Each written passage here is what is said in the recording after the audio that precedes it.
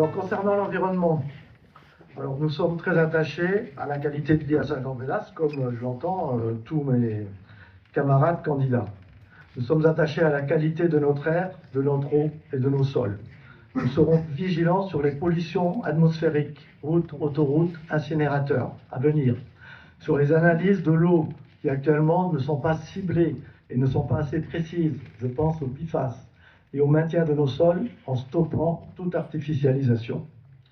Nous voulons à tout prix préserver notre ceinture verte en créant un agriparc à Fouechelon.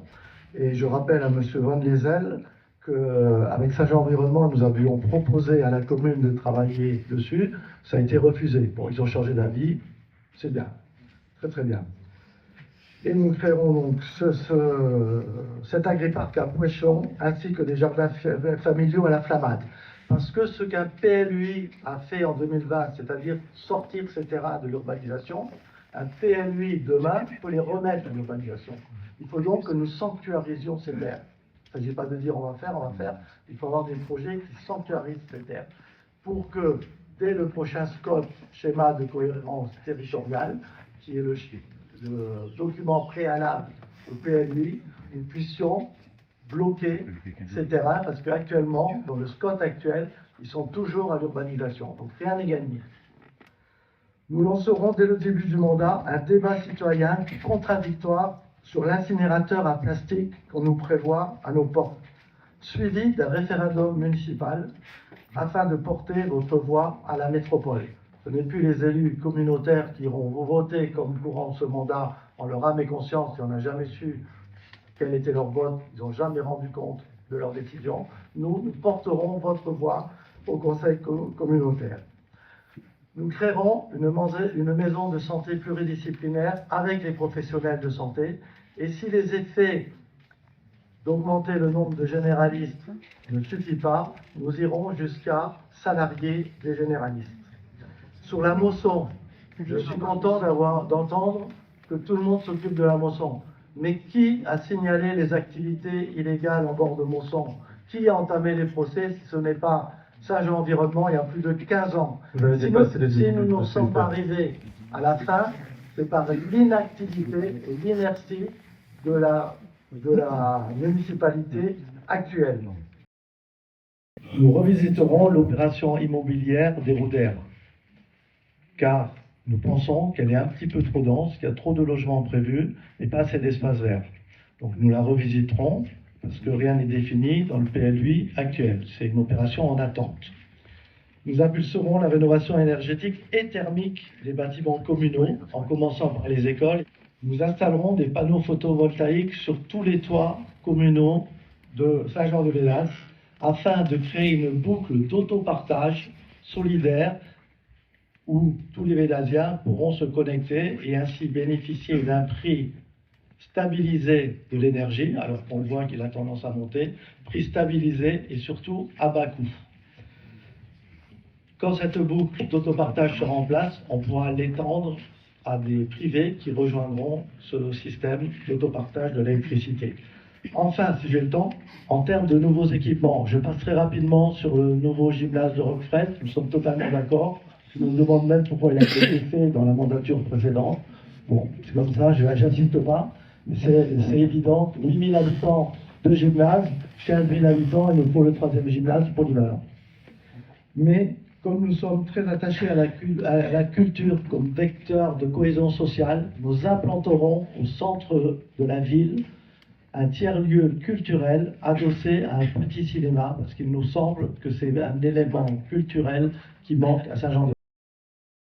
Donc nous voulons prendre des mesures volontaristes pour orienter les automobilistes vers le parking d'échange de Saint-Jean-le-Sec qui est à moitié vide, voire aux 3/4 vide. Donc là, il y a une possibilité d'utiliser du parking et surtout, nous voulons mettre en place des zones de résidents pour rendre l'espace public de stationnement aux habitants de Saint-Jean-de-Vélas.